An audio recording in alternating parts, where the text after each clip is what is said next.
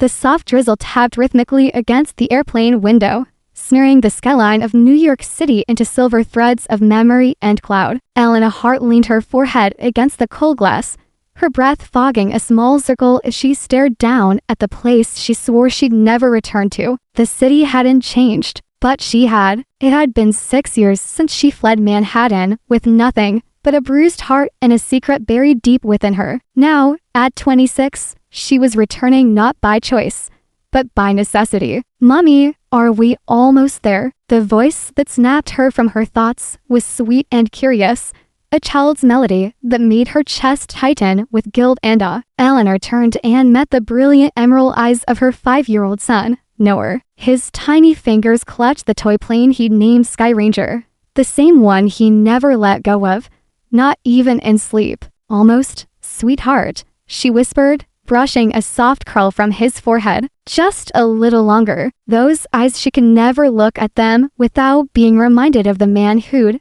unknowingly given them to him. The man who once whispered dreams into her ear, only to vanish and leave her to piece together the shards of their illusion alone. Grayson Wilf had no idea he had a son. When the wheels screeched against the tarmac at JFK, Eleanor's stomach twisted. She inhaled deeply, steadying herself for the storm that would surely come. In the small coastal town of Belmont, she'd built a quiet life without luxury, but full of peace, teaching children to paint by the sea, watching Noah chase waves barefoot, hearing his laughter echo through the old clapboard house that had been enough. Until the phone call, her grandmother had passed, leaving behind an estate tangled in legal threads that only she could untangle. And now, here she was, back in the city that once taught her how fast love could turn to abandonment. A black sedan waited at the curb. The driver held a placard with her name in crisp capital letters. Within 30 minutes, Eleanor was standing in the polished marble lobby of a towering building in Midtown Manhattan. The plaque on the door read, "Bennett and Pierce, attorneys at law." "Miss Hart," said a warm, gravelly voice from behind the oak desk. Harold Bennett, her grandmother's longtime legal counsel, stepped forward with a kind smile and gentle eyes. "It's been too long. You look just like Margaret did when she was your age." Eleanor smiled faintly, trying to keep the ache in her chest at bay. "Thank you, Mr. Bennett. And this must be young Noah." Harold knelt, smiling kindly at the little boy who pressed himself against Eleanor's legs. Noah peeked at him from behind her coat and offered up his Sky Ranger. "Very impressive aircraft," Harold said, nodding solemnly. "I used to fly one just like it, at least in my imagination." Eleanor settled into the leather chair across from his grand mahogany desk, Noah taking a seat beside her and pulling out a crumpled coloring book. "I'd like to complete everything quickly and quietly, Mr. Bennett. I have a return flight booked for Friday." Harold adjusted his glasses and opened the manila folder before him. His expression shifted from welcoming to wary. "There's a complication," he said gently. Eleanor's shoulders tensed. "What kind of complication?" "One of the properties in your grandmother's estate was co-owned. Joint ownership requires both parties to be present for the transfer." Her heart thudded. "Joint ownership? With whom?" The door opened before he could answer. The sound of Italian leather shoes echoed across the floor, a rhythm that struck like a bell in her soul. He filled the doorway like a vision from a dream or a nightmare. Tall, lean, and striking in a tailored charcoal suit, he looked like success personified. His dark hair was swept back with care, his jaw cut from stone, and his eyes those green eyes that once made her believe in forever. Time suspended, her breath caught as his gaze locked onto hers, the years evaporating in a heartbeat. It was like being 20 again, staring across the dim light of a rooftop bar, his hand reaching out for hers under the stars. "Eleanor," he said, her name falling from his lips like something sacred, or maybe cursed. She stood slowly, her knees trembling. "Grayson." His voice had changed deeper, edged with weariness and power. Her heart pounded like a drumbeat in her ears. Noah looked up, curiosity lighting his features. He peeked out from behind her chair and stared at the man who'd just thrown his mother into silence. Grayson's eyes flickered to the child, then back to Eleanor. There was something in his expression, a flicker of confusion. Familiarity.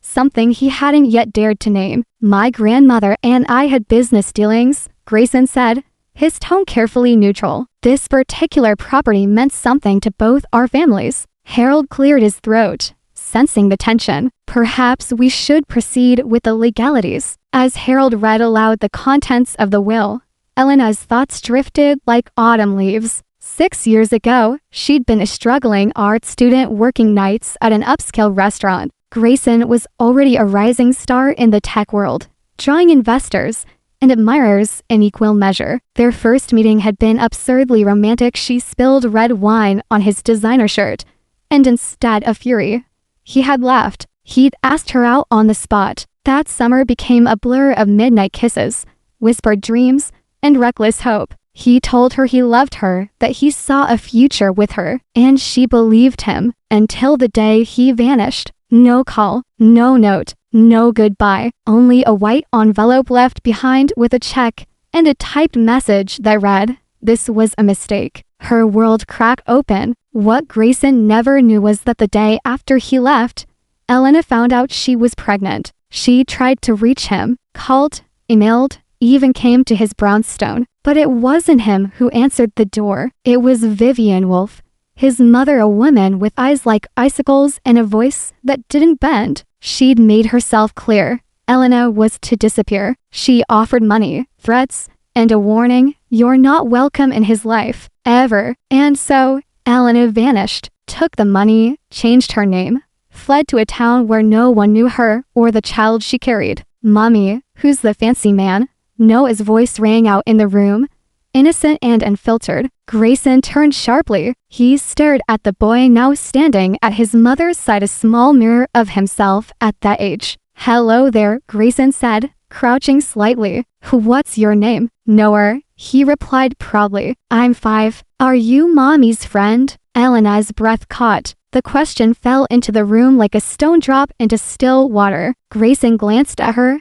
and for a moment, the polished CEO looked utterly lost. "We knew each other a long time ago," he said softly. "Before you were born." Noah nodded solemnly. "Mommy says I don't have a daddy. She says he had to go away." Grayson froze. "Did you know my daddy?" the child asked. The room tilted. Grayson's expression changed, his brows tightening, lips parting as if to speak, and then closing again. Harold, ever the professional, cleared his throat. "Shall we take a short break?" "No," Grayson said sharply, standing with sudden urgency. "I think we need to finish this conversation. All of it." Elena stood, moving instinctively to place herself between Grayson and Noah. "We're here for legal matters only," she said, her voice trembling but firm. Grayson stepped closer. "Is he mine?" The words shattered the air like glass. Elena flinched, her throat tightening. Noah looked between them,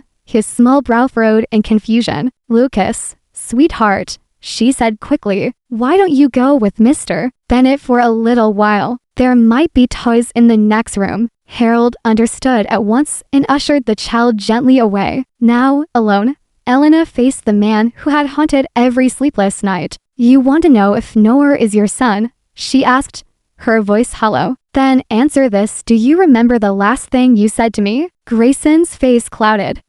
You called me a nobody, a gold digger," she continued, voice rising. "You said you'd rather die than be tied to someone like me." Grayson's eyes widened. "I never said that." "No," she spat. "Your mother did. When I tried to reach you after you disappeared. When I stood at your door, terrified and pregnant, and she paid me to go away." A silence filled the room. "How much?" he asked hoarsely. 50,000, she said. "Enough for prenatal care, rent, survival." Grayson sank into the chair, his head in his hands. "She told me you left, that you laughed in her face and took the money willingly, that you were never serious about us. I was 20 years old," she whispered, "and I loved you." Grayson raised his head, his face pale, his eyes haunted. "He's mine, isn't he?" Eleanor nodded. "I gave him your middle name," she said. "Even when I hated you, even when I thought I'd never recover." His eyes shimmered. I have a son, and you missed every first word,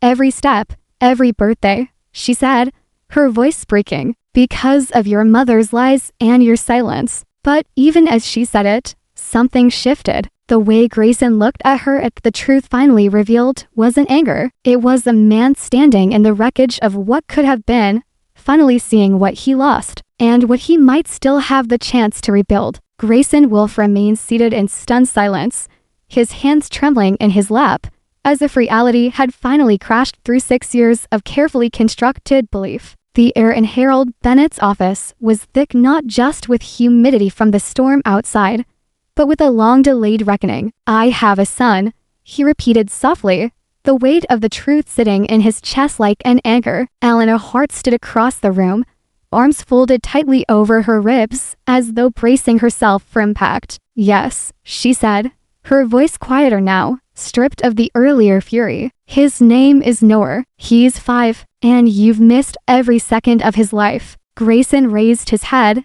his eyes meeting hers with the raw intensity of a man drowning in regret. I didn't know. I swear to you, Elena, if I had, but you didn't, she cut in sharply, because you believed your mother. You didn't even question why I vanished. You didn't look for me. You just accepted it. I did look, he whispered, but by the time I realized something wasn't right, you had disappeared. There were no records, no clues. You changed your name. I had to, Elena snapped, her hands tightening at her sides. I had a baby growing inside me, and a powerful family trying to erase me. What did you expect me to do? Stay in a city where every door was slammed in my face? Grayson rose slowly, as if every movement had to be measured. I should have fought harder, he said. I should have known she would go that far. God, Elena, I let her win. He moved to the window, watching the rain trail down the glass like quiet tears. Behind them, Harold had quietly excused himself, understanding the depth of the private conversation unraveling in his office. Grayson didn't say anything for a moment. He simply stared into the city beyond the one that had brought him success and power, but robbed him of the only family he might have had. He has your eyes, he finally murmured. Eleanor turned, surprised. What? Noah, his eyes, they're mine. She said nothing, and his smile, Grayson added, it's yours. The way he tilts his head when he's thinking that's me, but the gentleness, that's you. Something about the way he said it made her eyes sting. He's smart, she offered cautiously, curious, brave, and kind. I raised him to be all those things, but he's also stubborn, impulsive, and incredibly independent. That's you. Grayson let out a soft, painful chuckle. I've missed so much. Yes, you have. He turned back to her. Why didn't you ever try again? After all these years, she raised her chin. Do you think I didn't want to? I tried to come back once, but every time I imagined it,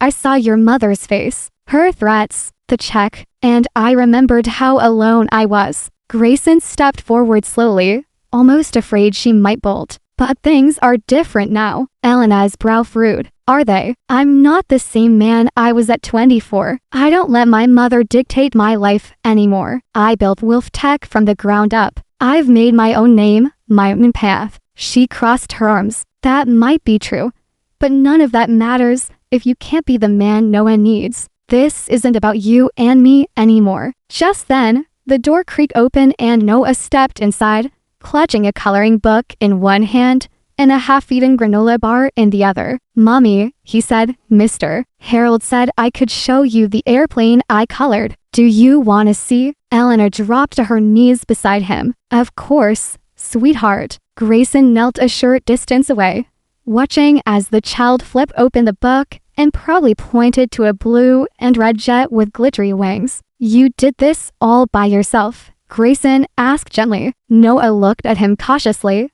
then nodded. Yup, Mommy says I'm good at colors. She teaches painting. That's really cool, Grayson replied, smiling. I'm not very good at painting. I tried once and made a mess. Noah giggled. I like messes. Grayson's smile faltered as he studied the boy's features, again the familiar dimples, the identical jawline, the exact shade of green in his eyes. Every piece fell into place. He looked at Elena. You gave him my middle name. Her expression softened slightly. Even when I hated you, I couldn't take that away. He blinked fast. Can I spend time with him? Elena tensed. Supervised? He clarified quickly. Whatever you're comfortable with. I want to know him. I want him to know me. She hesitated for a long moment. You have a long way to go, Grayson. This isn't just an apology and everything is fixed. He's a child, not a chance to wipe away guilt. I know, he said quietly, but I need a beginning, even if it's a small one. Later that evening, back at the hotel, Elena tucked Noah into bed. He chattered happily about airplanes and coloring books, oblivious to the storm still brewing in the adult world around him. When he was finally asleep, she stepped into the hallway and pulled out her phone. Missed calls all from one number, Grayson's. Before she could think twice, she dialed him back. He answered immediately. Eleanor, he breathed. I'm not doing this for you, she said before he could speak. I'm doing it for Noah. He deserves to know where he came from. I understand. And if you ever use your wealth or influence to try to take him from me, I would never. Grayson interrupted. Elena, I swear on my life, I just want to be in his and yours if there's even the smallest chance. She closed her eyes. There isn't. Not yet. He didn't argue. Okay, a beat passed. I want to see him again, Grayson said. Would it be okay if we went to the park? Something normal. He seemed to like the ducks. Elena sighed. Tomorrow, 3 p.m., Central Park. The pond near the carousel. I'll be there. The next day, the clouds had cleared and New York wore a golden sheen. Central Park was alive with joggers,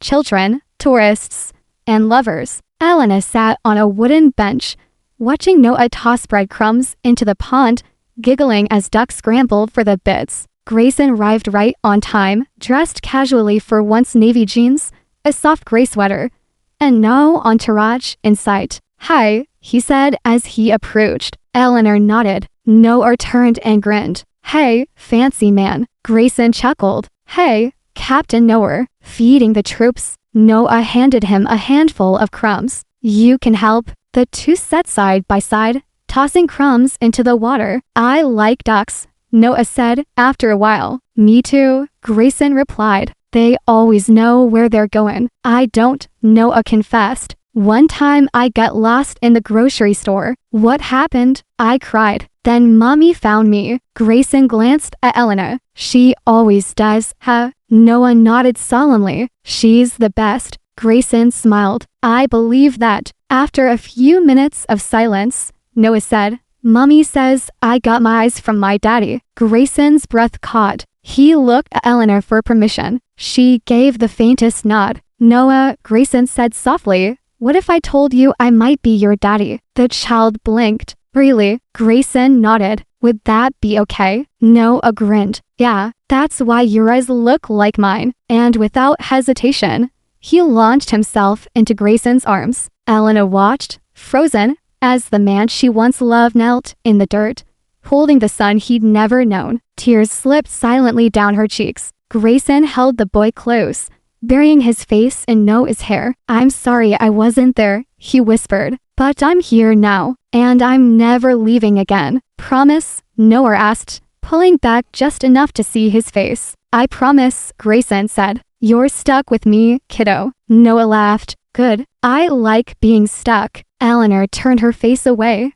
overwhelmed. When she finally looked back, Grayson was watching her, still holding Noah. There was no smugness in his expression, no arrogance, just awe, grief, gratitude. Later, as Noah ran to chase pigeons across the grass, Grayson moved closer to her. Thank you, he said. For what? For raising him, for loving him, for protecting him, for doing it all alone. She exhaled. You say that like it was easy. I know it wasn't. They sat in silence for a while. I want to do this right, he finally said. For him, for us. We should talk about custody, about legal rights, maybe even a paternity test, just to make everything official. Her guard went up instantly. I'm not trying to take him from you, Grayson added quickly. I just want to make sure no one else ever can. Elena studied him. The sincerity in his eyes was unmistakable. All right, she said. We'll talk. As the sun dipped behind the trees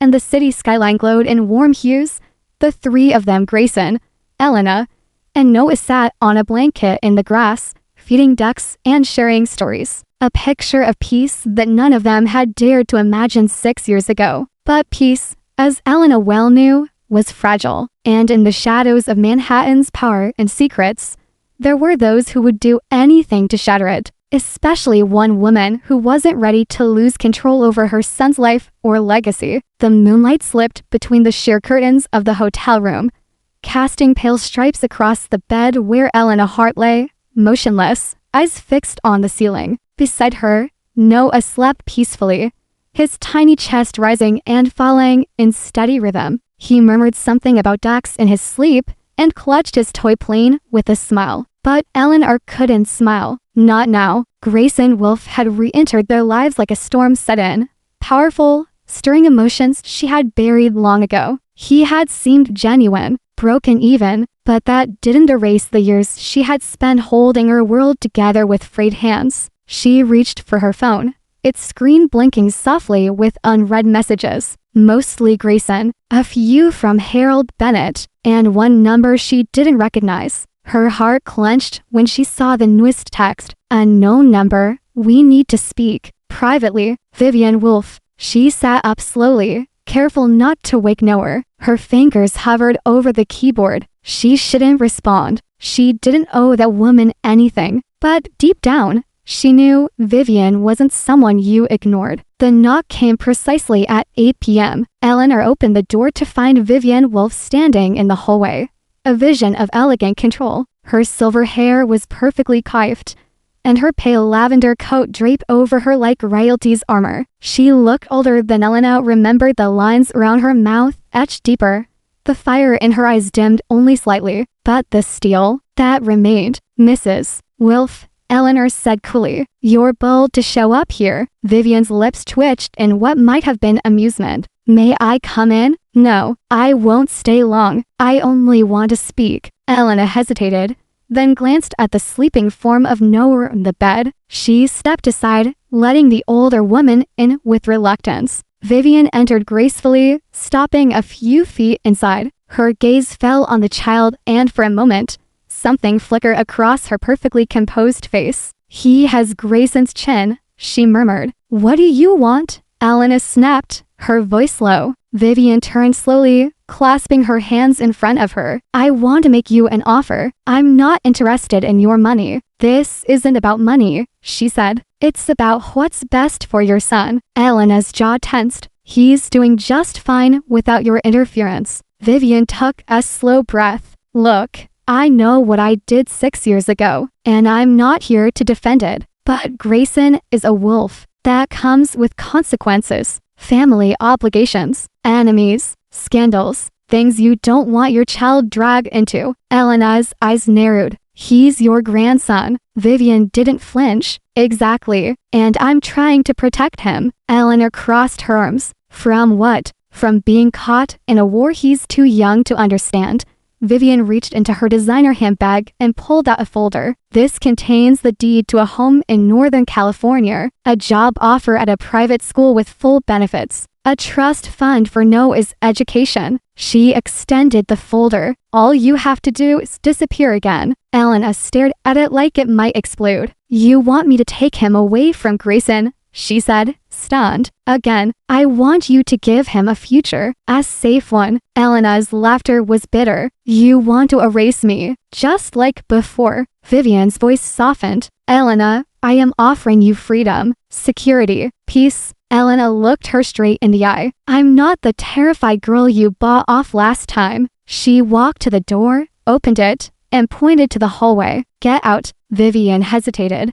But Elena's glare left no room for argument. She gathered her things, pausing only once to look back at the child on the bed. You have no idea what you're choosing, she whispered. The wolf name carries a price. Then I'll pay it, Elena replied. with my eyes open this time. Vivian left without another word. Grayson arrived the next morning with takeout from Noah's favorite diner and a bouquet of wildflowers. "He's still asleep," Elena said as she let him in. But he didn't smile. He looked at her carefully. "You're upset. What happened?" "Your mother paid me a visit." His jaw clenched instantly. "What did she say?" Elena handed him the folder. He opened it, his eyes scanning the contents before letting out a low, furious breath. "She tried to buy you off again." "She didn't try," Elena said. "She offered everything a scared woman with no support might have accepted. But I'm not her anymore." Grayson looked at her with a mixture of awe and guilt. "I'm sorry. I should have warned you." "She doesn't scare me,"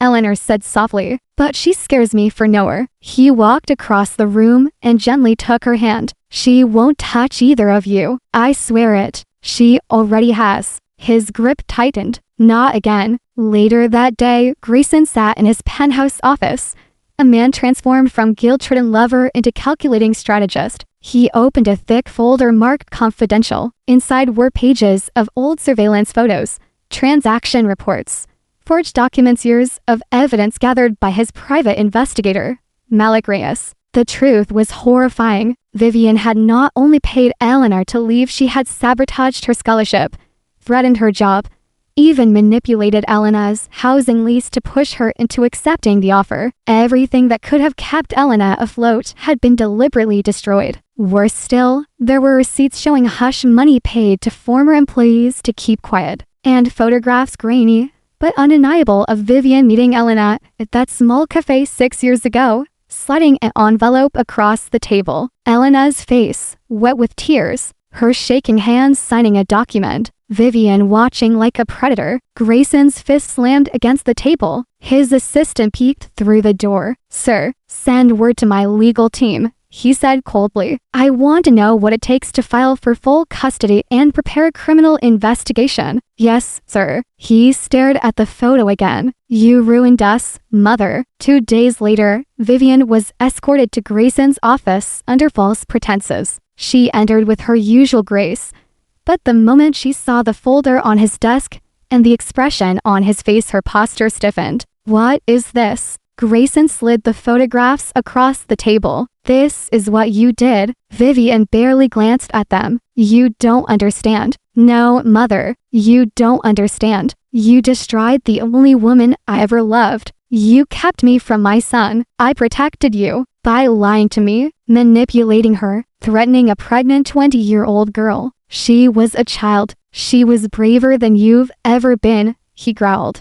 Vivian stood abruptly. "So what now? You'll disown me? Throw me in jail?" Grayson's voice was cold. "If you ever come near Elena or Noah again, I will bury you with evidence so deep the FBI won't need to dig." Her mask cracked. "He's my grandson. You gave up the right to call him that." He walked to the door and opened it. "Get out." Vivian turned slowly, one last flash of defiance in her eyes. "You think love can save you," she said, "but legacy always wins." Grayson didn't flinch. Not this time. That night, Grayson stood outside Elena's hotel room. She opened the door, her expression unreadable. "I need to tell you something," he said. She stepped aside and let him in. He told her everything: the investigation, the photographs, the proof, every ugly detail of what his mother had done. When he finished, she sat down slowly, covering her face with both hands.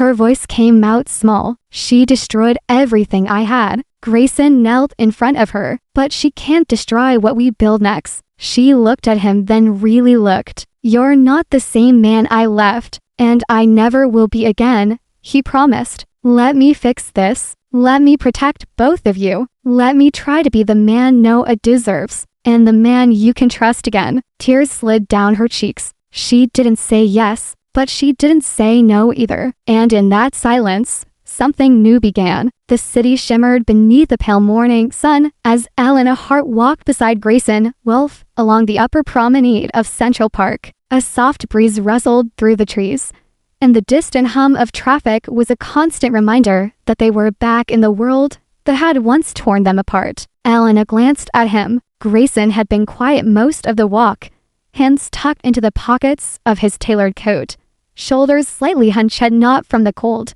but from the burden he now carried. "Say it," she said softly, breaking the silence. He turned to her. "Say what? What's circling round in your head?" He exhaled. "I'm terrified. Of everything," he admitted. "Of screwing this up. Of hurting Noor. Of not being enough for you." Eleanor stopped walking. "Then don't screw it up." He looked at her, surprised by the simplicity of her answer. "Be honest. Show up. Love him." She paused, then added, "Love me if you still do." Grayson's voice dropped. "I never stopped." She didn't respond.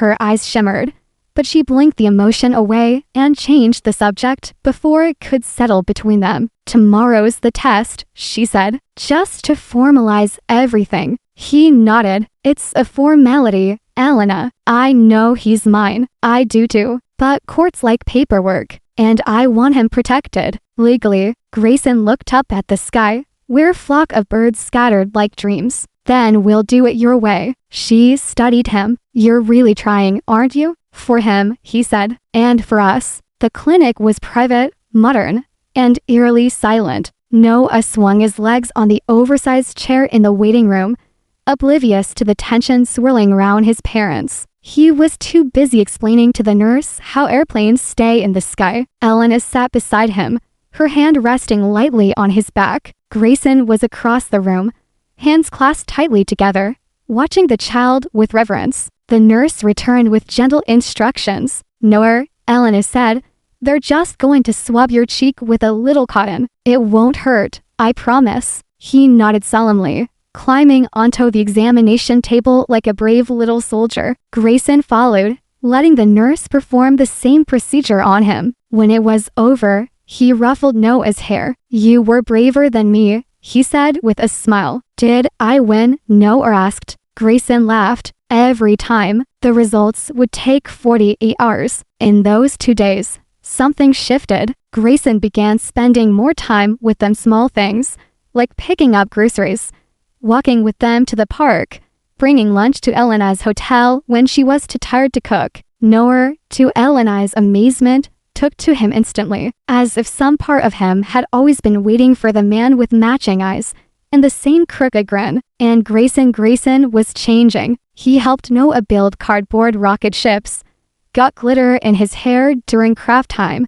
and learned the names of all Noah's stuffed animals. When Eleanor caught him asleep one afternoon with Noah curled up on his chest and a children's book resting on his stomach, her heart cracked open a little wider. He wasn't just trying, he was becoming. The envelope came early the next morning. Grayson was already waiting in the hotel lobby with coffee and pastries when Eleanor stepped off the elevator with the envelope clutched tightly in her hand. They said nothing. He followed her silently into the small breakfast room and watched as she tore it open. Her eyes scanned the paper, and then she handed it to him. "Paternity, 99.9% match." Grayson swallowed hard. "He's mine. I told you he was." He set the paper down carefully, then looked at her. "But now the world knows it too." Eleanor watched his face, searching for any flicker of uncertainty. There was none, only awe, and a sense of gravity like this one sheet of paper carried the weight of an entire universe. "What do we do now?"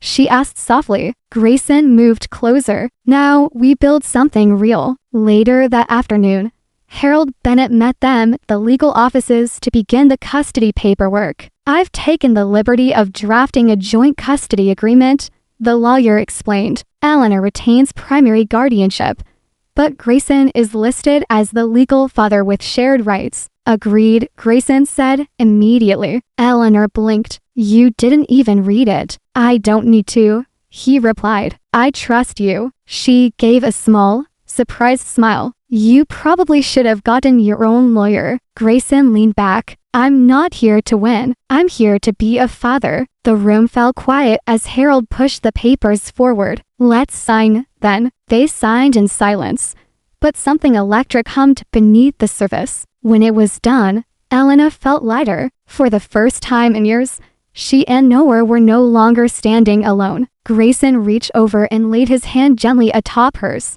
"Thank you," he said. "For what?" "For letting me try." That evening, Grayson invited them both to his penthouse. Noah bounced with excitement when he saw the elevator that opened directly into a living room with windows the size of walls. "You live here?" he gasped. Grayson smiled. "I do now, but it's too quiet. I was hoping you could help fill it with noise." Noah raced off to explore while Elena stood near the floor-to-ceiling windows, watching the city below flicker to life. Grayson joined her. "Do you remember the rooftop bar?" he asked softly. She turned to him. "The one with the string lights and jazz band." He nodded. "I said I loved you there. You said a lot of things. I meant them." She didn't reply. "I want you to trust me again," he said. "But I know that will take time." She looked at him, her voice almost a whisper. "I'm scared." "I am too," he admitted. "But I'd rather be scared with you than live safe without you." Later, as Elena tucked Noah into bed in the guest suite, he reached up and touched her cheek. "Mommy, are we a family now?" She blinked back sudden tears. "We've always been a family, sweetheart. But Daddy's here now, and he makes you smile different." Elena kissed his forehead. "Yes, he does. Can we keep him?" She laughed softly. "I think he wants us to." Noah beamed. "Good. He's funny. He lets me win, even when you don't." Especially then, when she returned to the living room, Grayson was waiting with a small glass of wine and a tentative smile. "I hope it's okay," he said. "Just one, to celebrate." Eleanor took the glass, their fingers brushing. "What are we celebrating?" He looked into her eyes. "The beginning." They clinked glasses, and in that quiet moment, surrounded by glittering skyline and the soft hum of a child's laughter echoing from the hallway, something fragile and beautiful began to take root. A promise, not of perfection, but of presence, of love that showed up every day. The night air was still,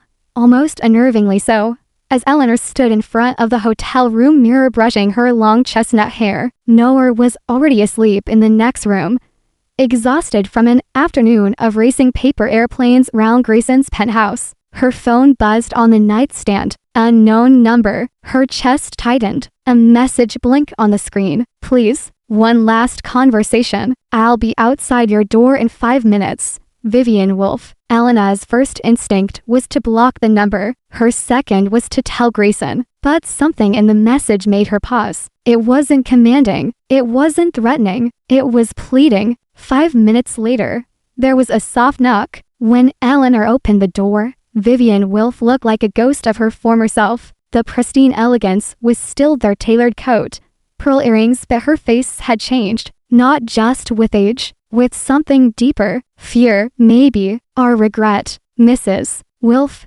Eleanor said flatly, "I thought we were done." "Please," Vivian said softly, her voice missing its usual edge. "I'm not here to fight. You never are, until you are." Vivian stepped inside hesitantly, eyes drifting toward the partially open door where Noah lay asleep.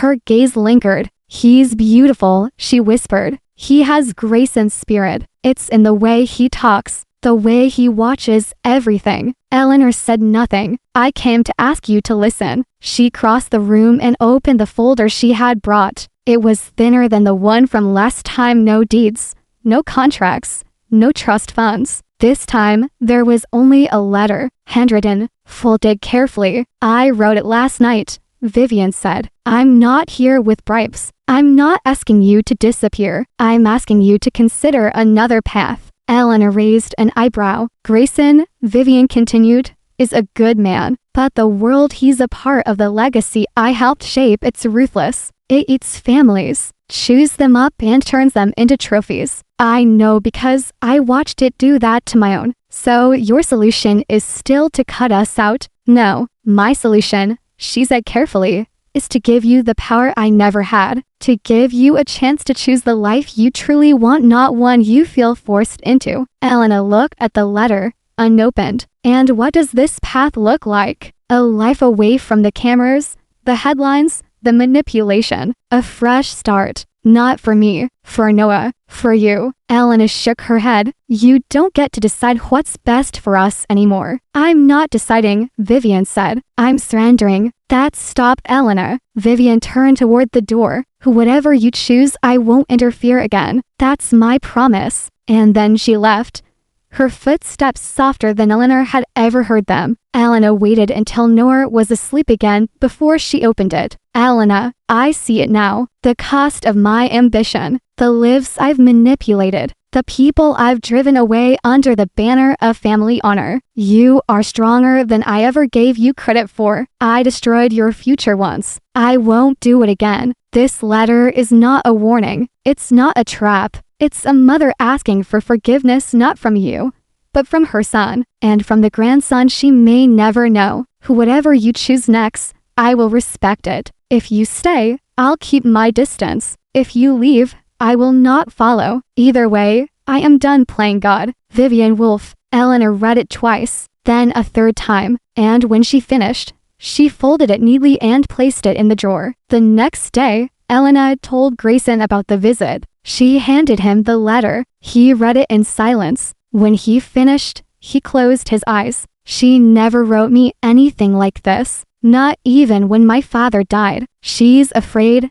Elena said. She should be. She's also tired. Grayson exhaled. Does this change anything for you? Elena leaned back on the couch, watching Noah pretend to be a rocket scientist across the room. It changes how I see her, not how I see you. He looked at her, eyes raw. You're still here. I haven't decided for sure yet. He nodded slowly, trying not to look crushed. You're not the only one making promises, Grayson, she said. I have to be sure mine don't break him. That weekend, Grayson invited them on a short trip outside the city. He had rented an entire floor at a countryside resort with a kids' play area, hiking trails, and a game room the size of an auditorium. Noah shrieked with excitement at the sight of the swimming pool. Eleanor watched the two of them build a Lego castle, Grayson letting Noah take the lead and follow his own creative Rule 7 when the tower leaned like a drunken lighthouse.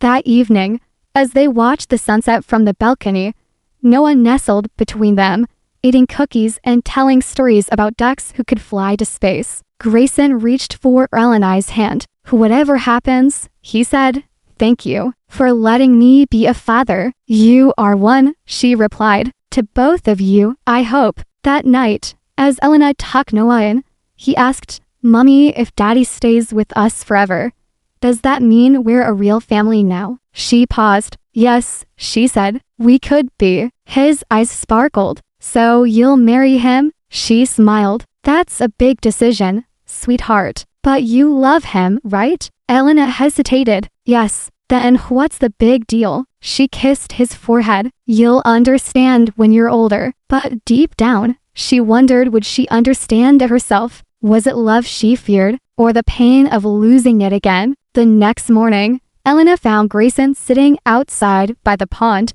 watching the sun rise with a cup of coffee in his hands. She sat beside him, silent for a while. Then she said, I read the letter again, and she meant it. Grayson looked over. What does that mean for us? Eleanor turned toward him, wind brushing her hair across her cheeks. It means we finally get to decide what this family becomes. He smiled. And what do you want it to be? She looked across the pond, where Noah ran laughing through the grass. Home, she whispered. I want it to feel like home. The soft trill of birdsong floated through the open windows of the countryside resort as morning light spilled into the room. Eleanor's heart stood at the edge of the kitchen island, her fingers wrapped around a warm mug of tea, watching Grayson and Noah crouch on the patio with a pile of smooth stones between them. They were painting, or rather, Noah was leading a very enthusiastic art lesson, while Grayson followed his 5-year-old instructor's every direction with amused concentration. No, Daddy,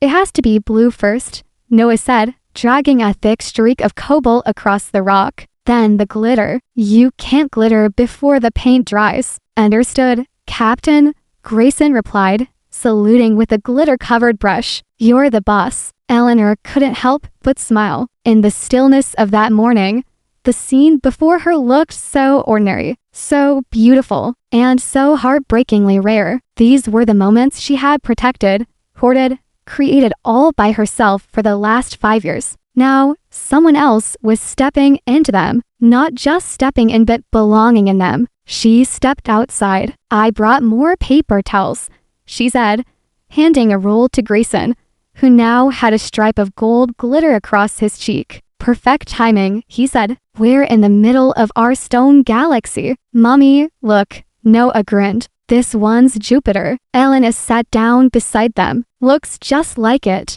Grayson smiled, glancing between mother and son. "He's incredible." Elena looked at him. "He gets that from both of us." There was a quiet beat. Grayson set down his paintbrush. "Elena," he said, "there's something I need to ask you." She blinked. "What?" He reached into his pocket and pulled out a small velvet box but did not open it. "Not yet." Her breath caught. "I'm not asking you to marry me right now," Grayson said, his voice low and steady. "I know it's too soon. There are things we still need to learn. And wounds that haven't healed." He placed the box on the table between them. "But I want you to know where I stand." This, he nodded at the box, "isn't a pressure. It's a promise that I'm not going anywhere, that I'm all in." Elena stared at the unopened box. "I didn't bring you back into our lives to get swept away again," she whispered. "I know. I've built something steady, predictable, safe. I can't risk him getting hurt." Grayson nodded. "Then let's start small. Let's build something together, one piece at a time." He stood, wiping his glitter-covered hands on a paper towel. "Today's not about rings or promises. Today's just about being his father." Elena looked up at him. "Then let's begin," she said. The rest of the day unfolded like a dream wrapped in quiet, ordinary moments. The three of them fed ducks at the pond, chased kites on the open field, and built elaborate towers with blocks in the hotel playroom. In the afternoon, Grayson taught Noah how to skip stones across the lake. "Well, tried to," Elena teased, watching his fifth failed attempt. "You'd think I'd be better at this," he muttered. "Physics, Daddy," Noah said solemnly, skipping a stone with surprising skill. "It's all about angles." Grayson turned to Eleanor. "He's 5. How does he know that?" "YouTube."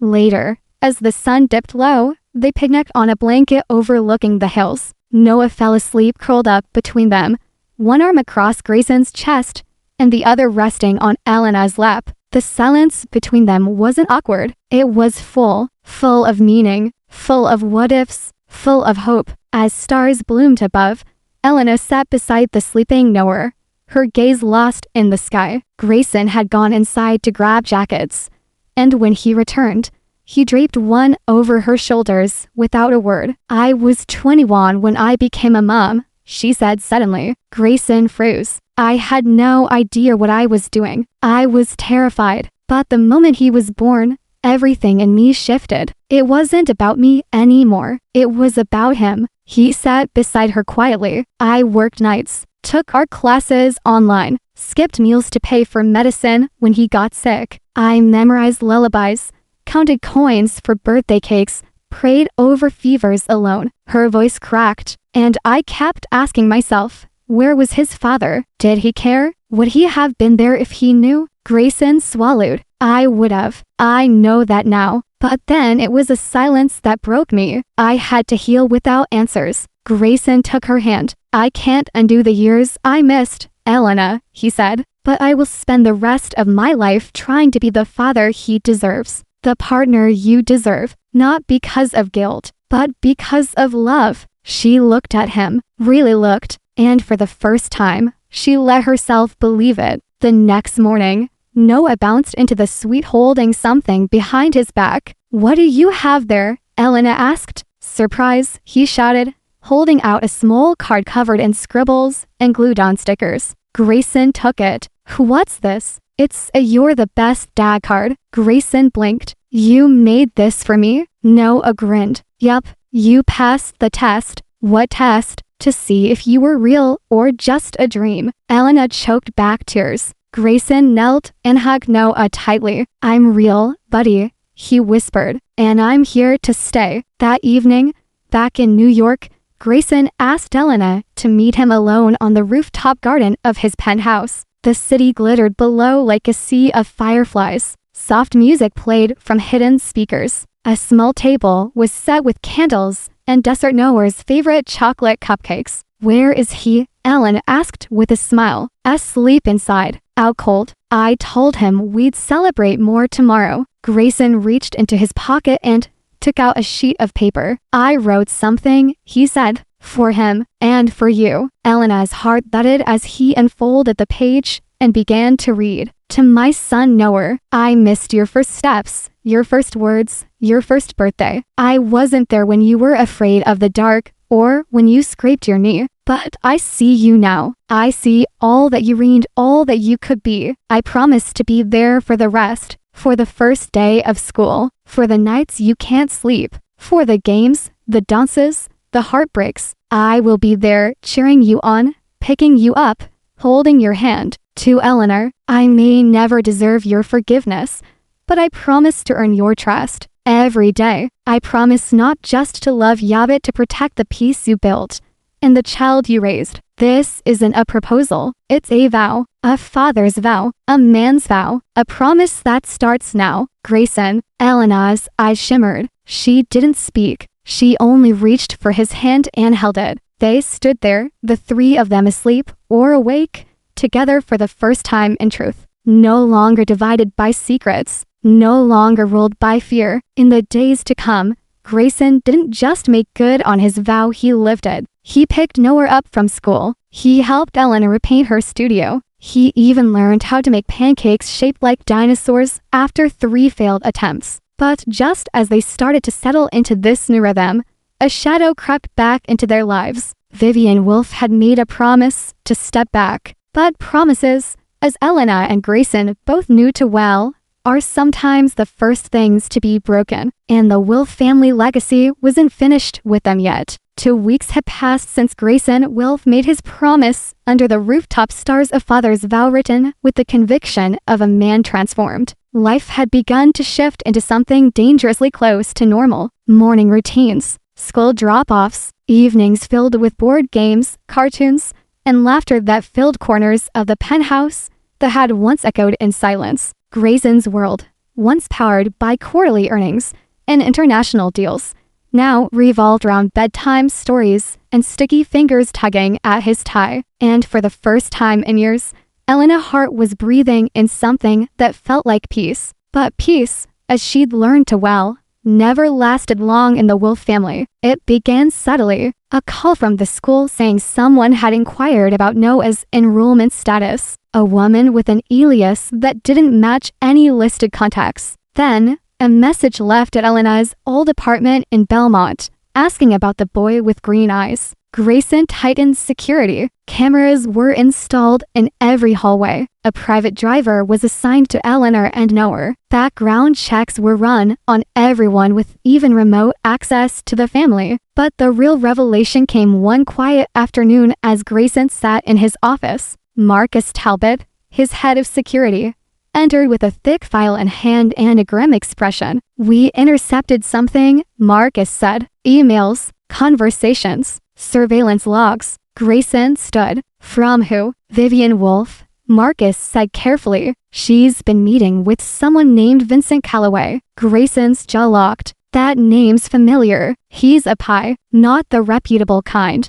Has a history of falsifying evidence, manipulating family court proceedings, and fabricating witness testimony for a price." Grayson's blood turned cold. "She's building a custody case." Marcus nodded, or at least the illusion of one. "She's trying to make Elena look unfit. She's digging into her finances, her years in Belmont, anything she can twist." Grayson stared out the window, his fists clenched. "She promised she was done. She's not." That night, Grayson told Ellen everything. They sat across from each other at the dining table while Noah played in the other room, unaware that the world was beginning to tremble again. "She's trying to destroy you," he said quietly, "trying to steal him from you." Elena's face went still. "How?" "She's gathering fabricated evidence, hiring people to lie. It won't stand in court, not with our agreement, not with the DNA test bit. That's not the point. She wants to scare you, shake you, push you to run. Eleanor closed her eyes. Because it worked last time, Grayson reached for her hand. It won't work now. I won't let her. Eleanor pulled away, stood,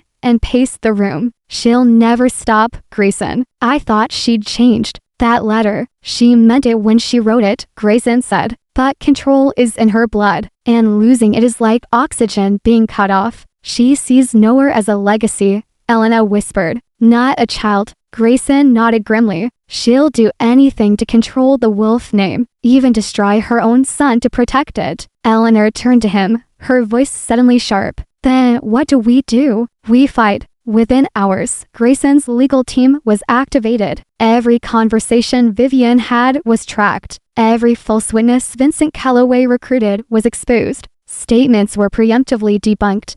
Their lies unraveled before they ever reached court. But it wasn't just about defense anymore. It was about offense. Grayson prepared a case of his own. Financial fraud, misuse of charitable funds, and years of bribery buried beneath polished board meetings and charity galas. Vivian Wolf, darling of New York society, was standing on a house of cards, and he was ready to knock it down. Are you sure you want to go this far? Ellen asked one night as she stood with him in the study. She's threatening our son, Grayson said. There's no further to go. 3 days later, Vivian Wilf walked into Grayson's office uninvited. She looked every bit the woman the world revered, composed, poised, and touchable. But her eyes were tired, the lines on her face deeper than before. You've turned my own son against me, she said, her voice icy. You did that yourself, Grayson replied. You lied, manipulated, betrayed. I did what I had to. No, he said firmly. You did what fed your pride. Vivian's jaw twitched. You think you've won, but I still have influence. I still have. You have nothing, he said. Not with the evidence I've collected. One word to the press, and your entire legacy crumbles. Your charities, your partnerships, your name. Vivian faltered for the first time. Grayson stood, towering over her. You will not go near Eleanor. You will not go near Noah. If you try again, I will make sure the only legacy you leave behind is disgrace. Vivian's voice dropped to a whisper. He's my grandson. No, Grayson said. He's my son, and your obsession with power won't touch him ever again. Vivian didn't reply. She simply turned and walked out, her heels clicking like gunshots against the marble floor. When Grayson returned home that night, he found Elena on the couch, Noah curled asleep against her. He sat beside them, running a hand through his son's hair. She won't touch him, he said quietly. I made sure of it. Elena didn't speak for a moment. Then, what happens next? Grayson looked at her, voice unwavering. We live, as a family, without fear. She smiled softly, tears glimmering in her eyes. And if fear comes back, we face it together. Rain clung to the windows of the penthouse like teardrops as Elena Hart watched Noah build a pillow fort in the living room, giggling as he curled under the blankets with a flashlight and his stuffed bear, Commander Cuddles. Across the apartment, Grayson stood in the kitchen, sleeves rolled up as he whisked pancake batter into a mixing bowl. It was Sunday morning family day, and the first one that felt completely, undeniably real, normal, comfortable, safe, and that was why the knock at the door hit like a warning shot. Grayson stiffened immediately, eyes flicking toward the hallway camera monitor. Elena's heart rate jumped. Who is it? He frowned, then relaxed slightly. Their head of security rarely showed up without calling first. Grayson opened the door. Marcus stepped in, his coat damp from the storm, his face tight. We need to talk, he said. Privately, Eleanor sat beside Grayson in the study, her hands curled around a cup of coffee she no longer had any interest in drinking. Marcus placed a manila folder on the table between them. We've been watching Vivian's contacts, he said. Even after your warning, she's gone quiet. No meetings, no movement, but she's still funding Calloway under the table. Grayson's jaw flexed. What is she paying him for now? Marcus hesitated. That's the part you need to hear. He opened the folder. There's a woman named Charlotte Voss. She claims to have had a previous relationship with you, Grayson. Eleanor blinked. Who? Grayson stared at the photo, an elegant woman with dark hair, designer clothes, and a familiar hunger in her eyes. She worked for one of our partner firms years ago, Grayson said. We went on one date. That's it. I haven't seen her since. Marcus nodded. That's what we thought. But she's working with Callaway No, and she's preparing to file a lawsuit. Grayson's brows drew down. On what grounds? She's claiming you were involved with her during the same time you were with Eleanor. That you abandoned her when she told you she was pregnant. Eleanor's mouth fell open. What? Grayson pushed the photo away. This is insane. She's saying the child was stillborn. Marcus continued, voice careful, and that your betrayal caused the loss, emotional trauma, public humiliation. She's demanding a private settlement unless you acknowledge her and her suffering publicly. Grayson stood, pacing. This is a fabrication. I haven't seen this woman in years. Elena looked up at him, her voice calm but taut. Why now? Because Vivian's out of options, he replied. She can't touch us legally, so she's turning to manipulation, smearing, playing with perception. Marcus nodded. If this gets out, Rue or Noth Media will run wild with it. Grayson turned to Elena, his voice shaking with fury. I swear on everything, this isn't real. She's a plant, bought and trained. Eleanor nodded slowly. I believe you. But inside, her old fear began to stir, because she knew what power did, and she knew that perception, once twisted, was hard to undo. 3 days later, the headlines broke. Wilf dynasty rocked by secret affair allegation. Socialite Charlotte Voss accuses Grayson Wilf of betrayal and emotional neglect during secret pregnancy. Elena's phone buzzed nonstop. Reporters camped outside the penthouse. Online gossip boards exploded. Cameras followed them down the street, snapping photos, calling out questions. And no bright, curious, innocent nudist. Mommy, he asked one morning, why do people take our pictures now? Elena pulled him into her arms. Because they're confused. But it's okay. Daddy and I are taking care of it. He looked up at her. They're saying mean things. About Daddy, I heard. Elena kissed his forehead. Sometimes grown-ups lie, sweetheart. But we know the truth. Grayson stood in the hallway, listening, and the look on his face told her this wasn't just a threat to his reputation anymore. It was a threat to his son's world. Charlotte Voss's legal team reached out with an ultimatum, public acknowledgement, a foundation established in her name, and a written apology. In exchange, the claims will vanish quietly. Elena read the message and set it down with shaking hands. They're treating this like a business transaction. Because to them, it is, Grayson replied. But to me, it's war. He stood. We're not negotiating with liars. You'll make it worse, she warned. Then let it get worse, he said. I'm not feeding a false narrative to protect my image. Elena walked to the window, watching the press below. You're not just a CEO anymore,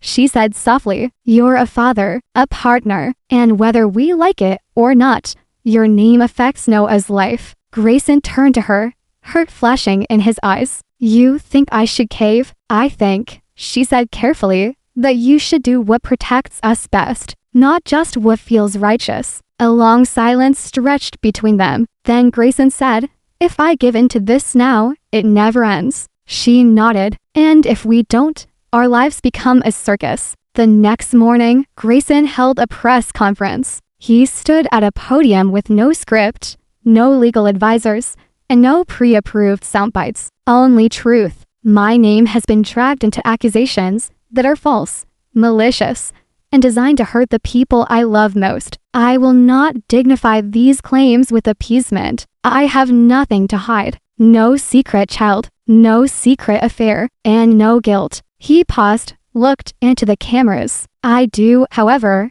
have a son, a 5-year-old boy who deserves to grow up with truth, not scandal, and a woman who raised him alone for 5 years with more grace and courage than most people show in a lifetime. That's the family I'm protecting, not my reputation. The press went wild, but something changed, because when you stop running, lies lose power. That night, Elena stood on the rooftop again. The city below pulsed with life, but her eyes were on the man beside her. I was scared, she admitted. I know, Grayson said. So was I, but you didn't flinch. He took her hand. Because I've finally learned what matters. Not public approval, not stockholder confidence, but you, and Noah. She turned to face him, heart pounding. And what happens next? Grayson looked down at her. We rebuild. We keep choosing each other. Every day. He reached into his coat and pulled out the velvet box again. But this time I'm asking for real. Her breath hitched. Marry me, Eleanor. Tears shimmered in her eyes. Not from fear, not from panic, but from a deep,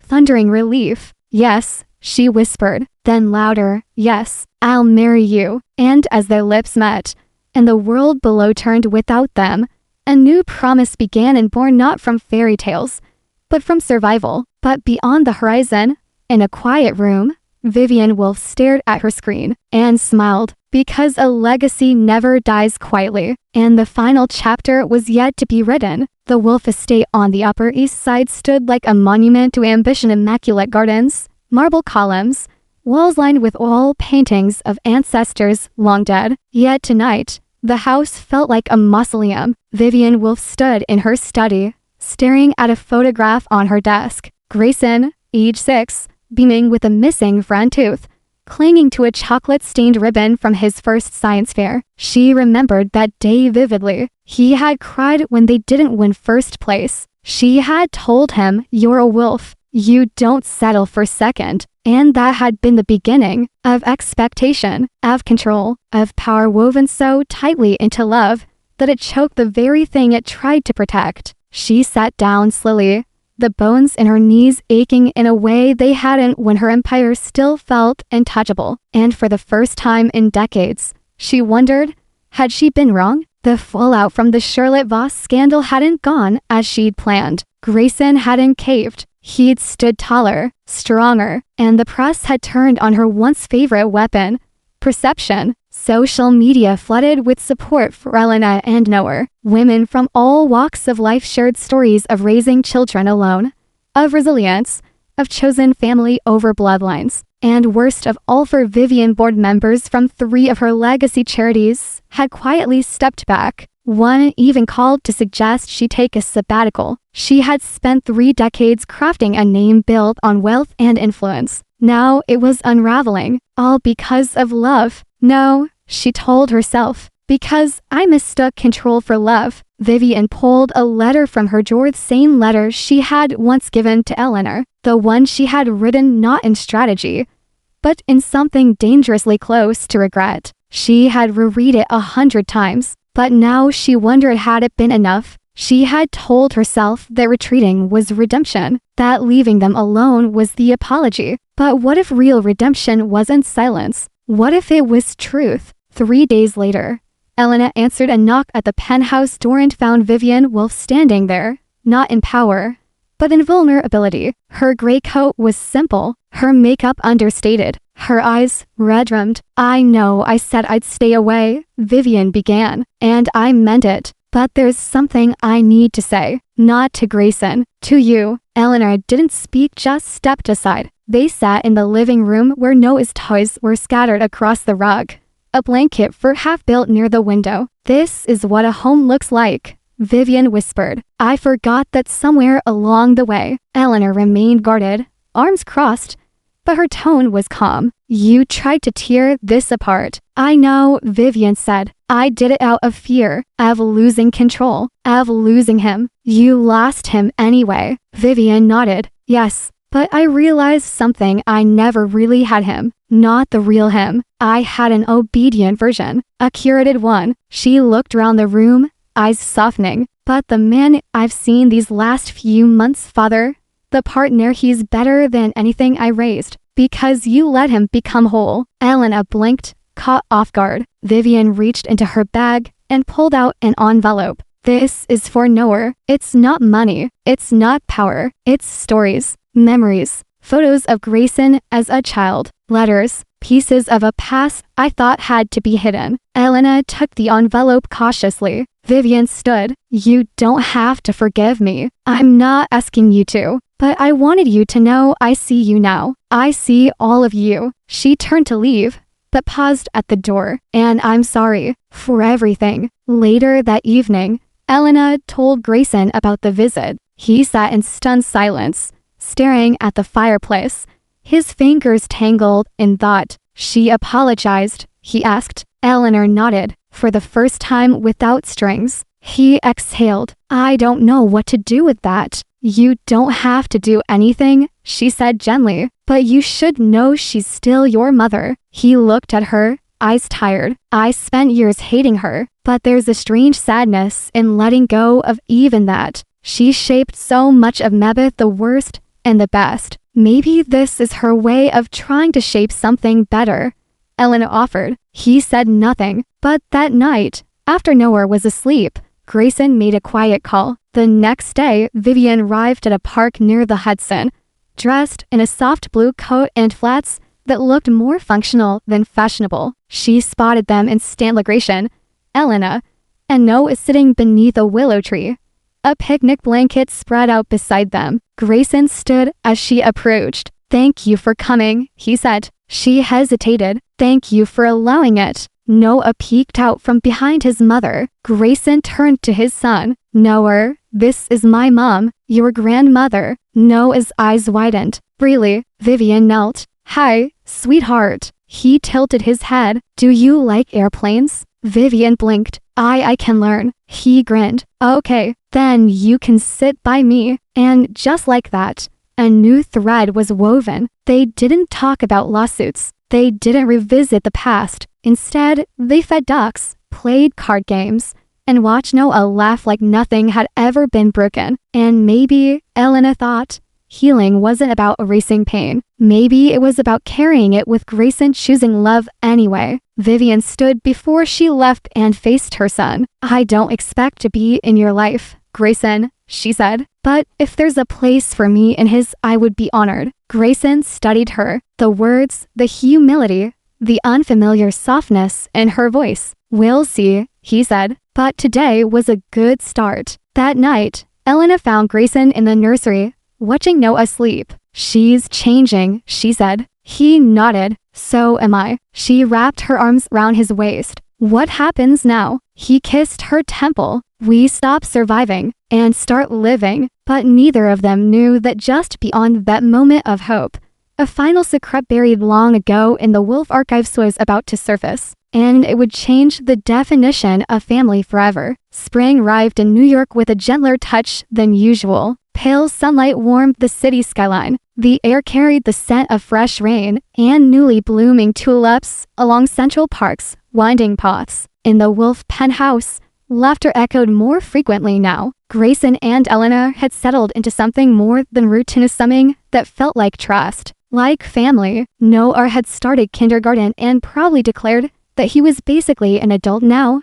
Elena's small art studio in Tribeca had begun gaining attention, and Grayson more often found with paint on his shirt sleeves than ink spent mornings making waffles and evenings helping with bedtime stories. Even Vivian Wolf had kept her distance, appearing only at carefully curated family events, always respectful, always measured. But beneath all of that, beneath the polished calm, something waited. And it came, as most storms do, quietly. It arrived in an unmarked envelope. No sender, no return address. Just Grayson's name printed in elegant calligraphy across the front. He found it on his desk one morning, nestled between financial reports and charity board updates. Inside was a single USB drive and a note. Before you build a new legacy, you should know the truth about the one you're inheriting. Grayson stared at it for a long time before calling Marcus. I want this scanned. Every file, every signature, every byte. Marcus arrived within 15 minutes, took the drive to the security lab, and returned 3 hours later with a tablet and a frown. You need to see this for yourself, he said. Elena sat beside Grayson as he scrolled through the decrypted folders. Dozens of documents, internal emails, scan handwritten letters. What they revealed made her stomach turn. Vivian Woolf, years ago, had not merely paid off Eleanor in desperation. She had made a career out of it. The files detailed a pattern of bribes, coercions, and silencing tactics. She had systematically eliminated women from Grayson's litany, women she perceived as a threat to his image or her control. Some had taken settlements. Some had simply vanished from his life after anonymous threats. And Anie had been pregnant. Grayson, Eleanor whispered. This says she carried your child. Grayson's face was pale. I don't remember her. She never told you. Because my mother made sure she couldn't. The woman's name was Ariel Kane. And according to a sealed medical report, she had suffered a traumatic miscarriage 2 weeks after accepting a non-disclosure settlement from the Wolf Foundation. The amount, $500,000. The signature on the wire transfer, Vivian Woolf. Grayson didn't speak for hours. Eleanor tried, but he wasn't ready. He paced the apartment like a man lost in his own skin.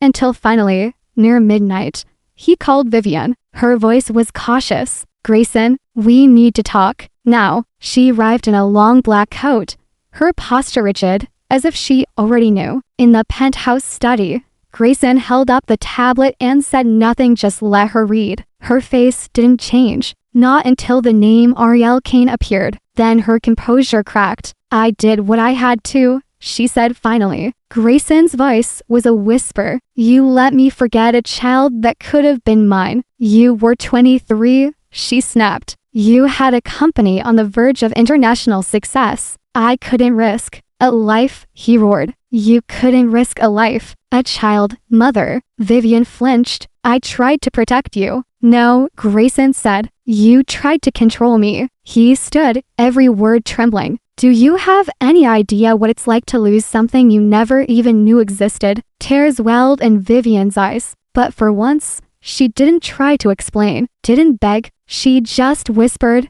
I'm sorry. It's not enough. The next few days passed in a haze. Grayson shut himself off. He barely ate, barely slept. He would hold Noah longer at night, pressing kisses to his hair, silently rocking him even after he was already asleep. Eleanor watched him break in slow motion. Talk to me, she pleaded one night. I don't know who I am, he said. If this is the legacy I come from, how do I ever build something better? Eleanor touched his cheek. By doing exactly what you're doing. By showing up. By staying. By refusing to run. He closed his eyes. I keep thinking about the child who never got to live. What they might have been like. If they'd looked like Noah. If they'd. He broke off, throat tight. Elena pulled him into her arms. And for the first time in their long, storm-filled journey, she held him through the tears. A week later, a courier delivered another envelope, this time from Ariel Kane. Inside was a handwritten note. I was never going to come forward. I signed my silence away a long time ago. But someone reached out and said you deserve to know. I don't want money. I don't want revenge. I just wanted you to know that I forgave you a long time ago because I knew it wasn't you who shut the door. I saw you on the news with your son. He looks like you. He looks happy. You're doing better than our world ever allowed. That's enough for me. Ariel. Grayson read the letter 5 times. Then he folded it carefully, placed it in a drawer,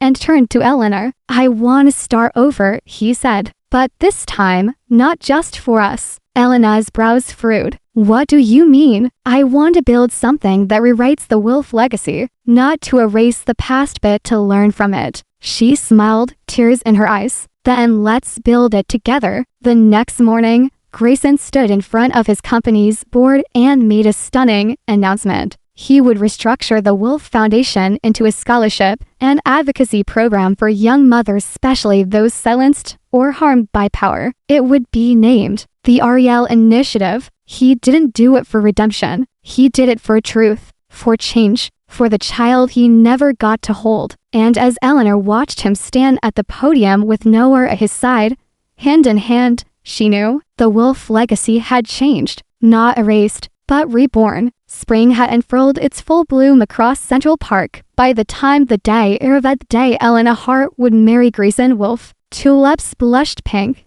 and ivory around the lake. trees whispered in soft green, and sunlight spilled in golden threads across every path and petal. It wasn't grand, it wasn't televised, it wasn't in the newspapers, but it was perfect, and it was real. A wedding, not for appearances, but for healing, for truth, for the child they had raised through storms, for the child they had lost, for the family they had become. Eleanor stood in front of the mirror in a simple, elegant ivory gown with delicate lace sleeves and a soft, flowing skirt that fluttered with every breath. Her hair was curled loosely, pinned back with a gold and clip shaped like a leaf. No veil, no tiara, just her. As she looked at her reflection, she didn't see the scared young woman who had once fled New York in the dark of night. She saw the woman who had returned, who had faced grief, love, betrayal, forgiveness, and chosen to love again anyway. "Mommy," Noah's voice came from the doorway. She turned, and there he was, 5 years old, dressed in a miniature navy blue suit, holding a velvet box with trembling hands. "You look like a princess," he whispered. Eleanor knelt and hugged him tightly. "And you look like my brave knight. Can I give you something?" he asked. She nodded, and he opened the box. Inside was a necklace, simple, with a small gold circle engraved with the word home. "I asked Daddy to help me get it," Noah said, "because you made home for me." Tears filled her eyes. "You made it for me too." In a separate garden suite, Grayson stood with Marcus, helping him adjust his cufflinks. He hadn't slept much, not from anxiety, but from awe. It still astonished him that after all the chaos, all the broken years, she was marrying him. "You ready, boss?" Marcus asked. Grayson nodded. Never been more ready. Just before he left the suite, Vivian appeared at the doorway, her expression soft but reserved. "May I?" she asked. He hesitated then nodded. She stepped in,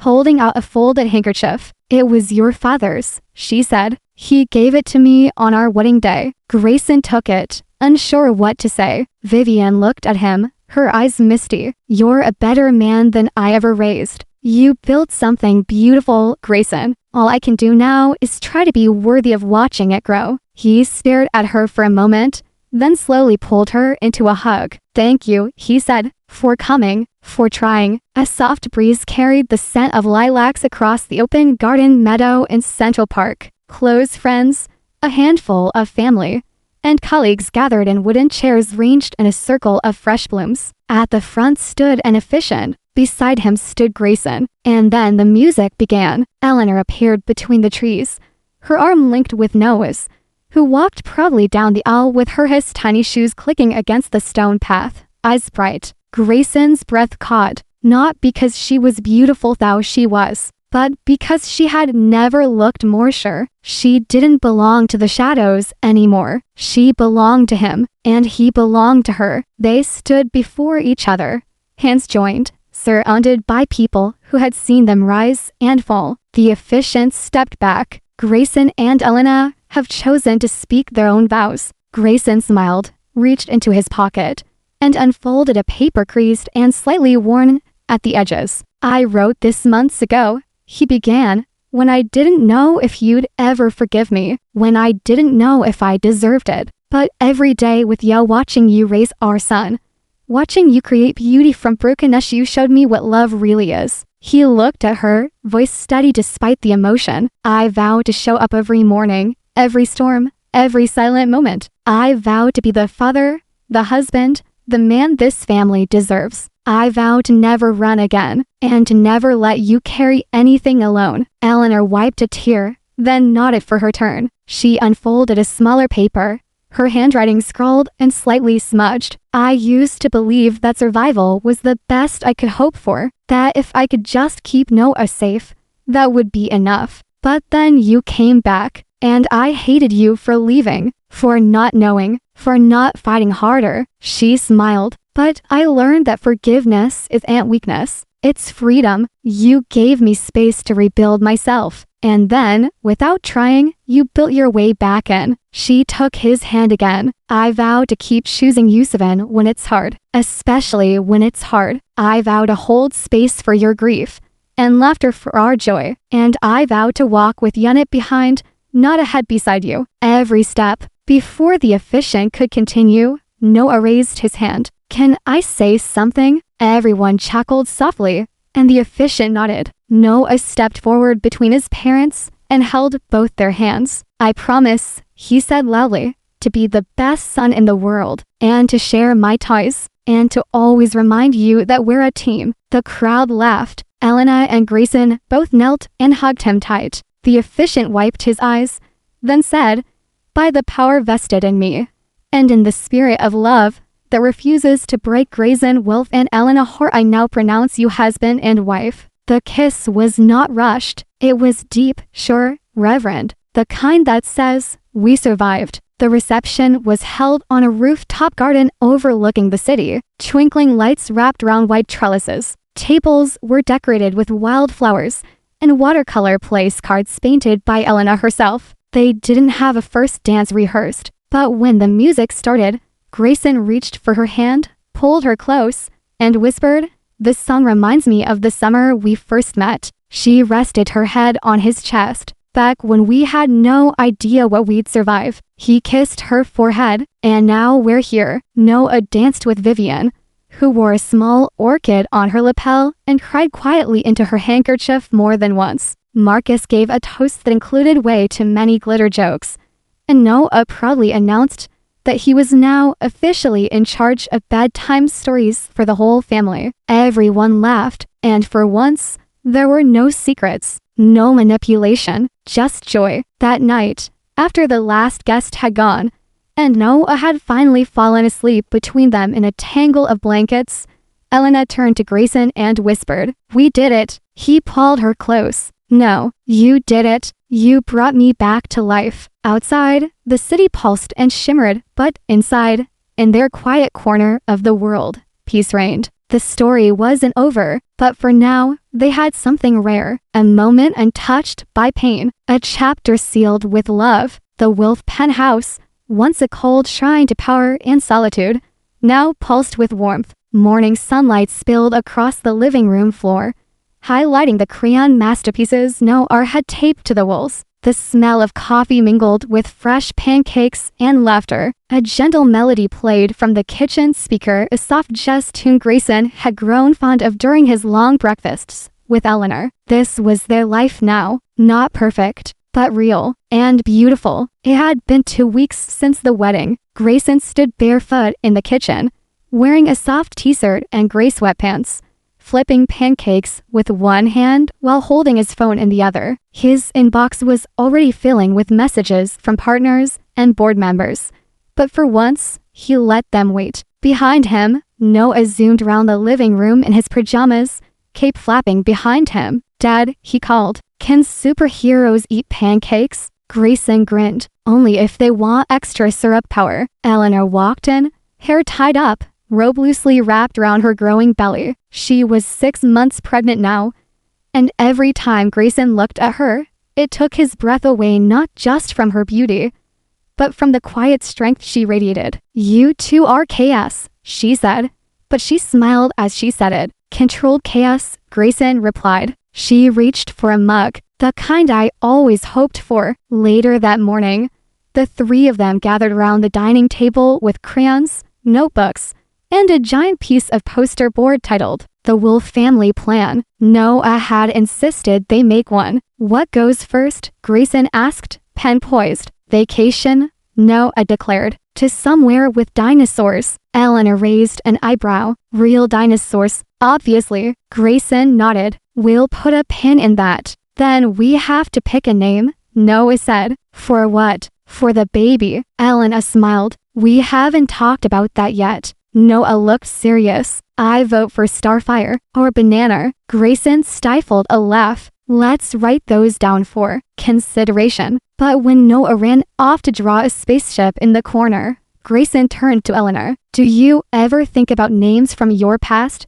he asked gently. She paused, then nodded. "I used to like the name Grace, for what I needed and what I learned." Grayson's eyes softened. "It's perfect. And for a boy," he thought for a moment, "Benjamin." "Why?" "Because it means son of the right hand, strength, renewal, a second chance." They didn't need to decide yet, but something in that moment felt quietly decided anyway. Elena's art studio had become more than a side project. It was now a vibrant space filled with color, community, and purpose. She taught children on weekday afternoons, some from private schools, some from underprivileged neighborhoods. Grayson's foundation had begun sponsoring. Her most recent collection was titled Resilience. Each piece was a visual retelling of the journey she'd walked, faceless silhouettes rising from broken landscapes, painted in bold hues of gold, blue, and fire. One piece, titled Inheritance, hung in the center. It was a portrait of a mother, a father, and a child reaching toward the sun together, with the shadows of past generations falling behind them. It wasn't just about what they survived. It was about what they built. One quiet afternoon, Vivian Wilf arrived at the studio. She stood at the entrance, holding a small parcel in her hands, watching her daughter-in-law help a group of children paint clouds on the ceiling with long brushes. When Elena noticed her, she didn't freeze. She didn't tense. She smiled. "Mrs. Wilf," she said, "come in." Vivian stepped forward, glancing round. "It's beautiful here. It's peace," Elena replied. "I'm still learning how to live without power," Vivian admitted. "Then you're farther ahead than most." Vivian handed her the parcel. "It's for the baby. A small blanket. I crocheted it." Elena blinked, stunned. "I haven't made anything with my hands in decades," Vivian said. "I thought maybe it was time I learned again." Elena accepted the gift. Thank you, Elena," she said quietly, "for giving me a second chance at this family, even when I didn't deserve it." At the next Wilf Foundation Gala, Grayson stood on the stage, with Elena and Noah by his side. He spoke not of wealth, or stock portfolios, or legacy deals. He spoke of second chances, of rewriting a legacy once defined by fear and control into one rooted in compassion, opportunity, and advocacy. He announced 3 new projects under the Ariel Initiative: scholarships for single mothers rebuilding their lives, grants for creative education in underfunded schools, legal aid for women silenced by corporations. The crowd erupted in applause, but for Grayson, the only ones who mattered were clapping right beside him: Noah, with his crooked tie and giant grin, and Elena, her hand resting protectively on her belly. This was legacy, not the one Vivian had once tried to dictate, but one that would outlive even his own name. Back at home, the family curled on the couch under a single blanket, watching a documentary about whales that Noah kept pausing to ask questions about. "Daddy," Noah whispered, half asleep, "do you think the baby will like dinosaurs too?" "I think so," Grayson said. "Especially if you teach them." "I will," he mumbled. "I'll be the best big brother." "You already are." Elena laid her head on Grayson's chest. "I used to dream of this." He stroked her hair. "And I used to think I'd never deserve it." "You don't have to deserve love," she said softly. "You just have to choose it." "I choose it," he whispered. "Every day." She looked up at him, her eyes full of peace. "And so do I." In the months that followed, life didn't become a fairy tale. There were sleepless nights, forgotten school lunches, tired feet and sore backs, and baby kicks at 2 a.m. But there was also joy, unfiltered, unapologetic, earned. And on a snowy December morning, a new child entered the world, a girl with Grayson's eyes and Elena's calm. They named her Grace Ariel Wolf. Noah beamed with pride as he held her tiny hand and whispered, "Welcome home."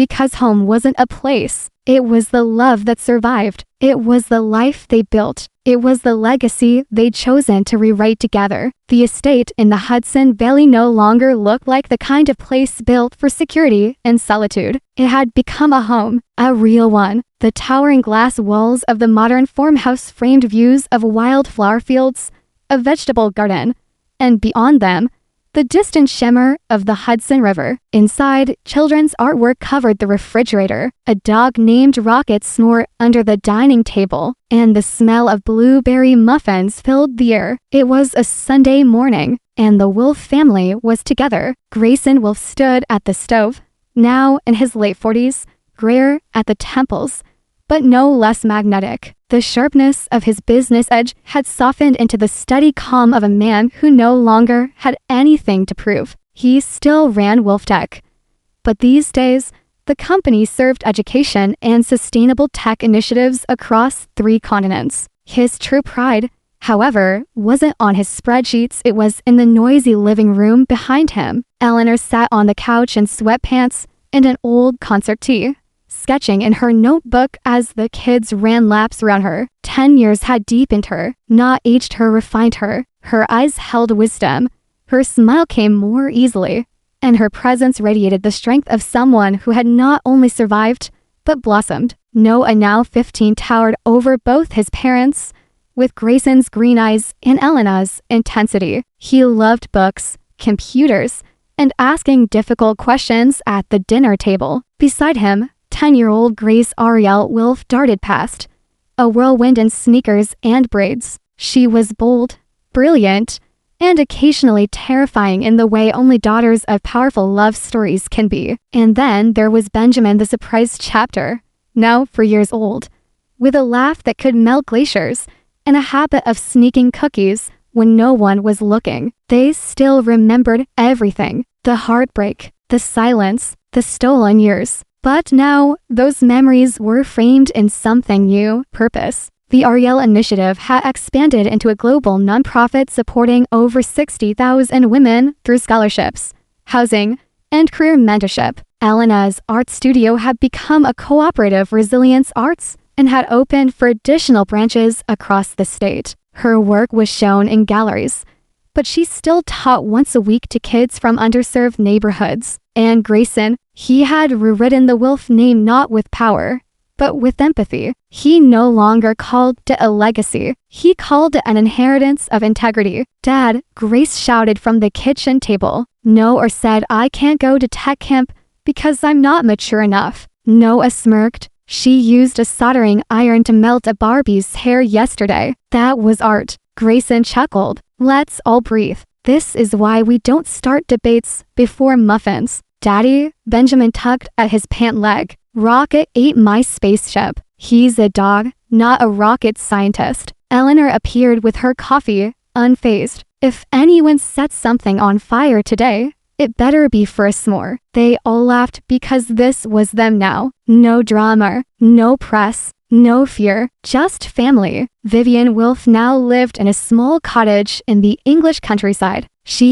had retired from public life. No interviews, no board seats, just books, tea, and an occasional visit from her grandchildren. She wrote letters every month. They were thoughtful, measured, human, and every December, she visited New York quietly to have dinner with the entire family. She brought books for Noah, art supplies for Grace, and tied tracks for Benjamin. Eleanor no longer saw her as a threat. She saw her as a woman who had broken things and worked to repair them. In her final letter of that year, Vivian had written, "You made the Wilf name mean something worth passing on. You made it about love, not legacy. And for that, I am more grateful than I will ever be able to say aloud." On a rainy Tuesday in October, Grayson opened Noah's laptop and accidentally came across a document titled, "What I Learned from My Father." He started to close it, but curiosity won. It read, "He wasn't there when I was born. He didn't walk me to preschool or pack my snacks or teach me how to ride a bike. My mom did all that. She's my first hero. But when he came back, he stayed. He didn't just say sorry, he showed it every day. He never pretended to be perfect. He never tried to replace what was lost. But he gave me something just as good, a new beginning. My father taught me that love isn't loud. It's consistent. It's honest. And it shows up even when it's hard. And because of him, I will never question what a good man looks like." Grayson sat for a long time after reading it. Then he printed it and framed it. That evening, after the kids were tucked into bed, Elena and Grayson stood on the back deck, sipping wine, wrapped in the same old blanket they had used on that first weekend at the country resort so many years ago. The stars above were clearer here, the noise of the city long gone. Elena leaned into him. Do you ever think about how it all began? He kissed the top of her head. Every day. If we had made different choices, if we'd never found each other again, we would have, he said. Eventually. Because love like this doesn't just vanish. It waits, it fights, it comes back. Elena smiled. I believe that. In the early morning hours, as the sky lightened from indigo to rose, Grayson stood in the doorway of Grace's room, watching as she cuddled beside Benjamin in a tiny twin bed, their soft breathing in sync. Noah passed behind him with a yawn and a sleepy smile. They're gonna rule the world, he muttered. Grayson smiled. One bedtime tantrum at a time. He looked around at the house, the life, everything he had almost lost, everything they had reclaimed, and he whispered to the quiet, thank you, not to anyone in particular, just to the universe for letting love win.